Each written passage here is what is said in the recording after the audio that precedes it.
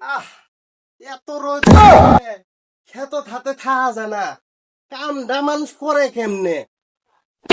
এ প্রাপ্তির মাও, তোরা বাড়ির থেকে কই গেছস রে? আম্মাকে দেখতাছি নে, আম্মা কই গেছে রে? তোমার মাও কই গেছে আমি কেমনে কমু? শাড়ি গয়না পরি কোন কই গেছে না গেছে আমার কি কই গেছে? আজকেও মনে হয় এর দুইটা ঝগড়া বাড়ছে।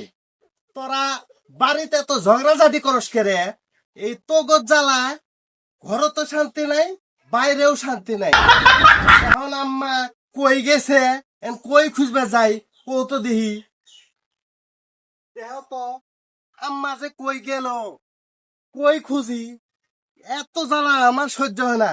কই দেহাও তো যায় না কোনোখানে।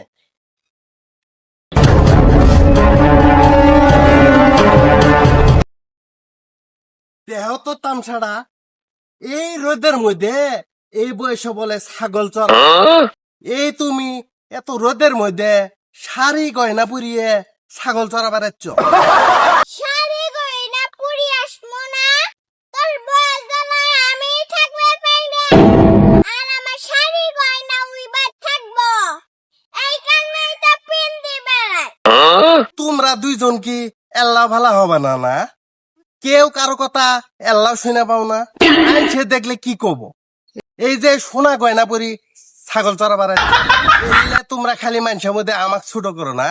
ও তুমি এখন মানুষের মধ্যে শুদ্ধ হয়ে দাও গো না? তোর বউ যখন কথা কয় তখন তোমার কথা বলে না?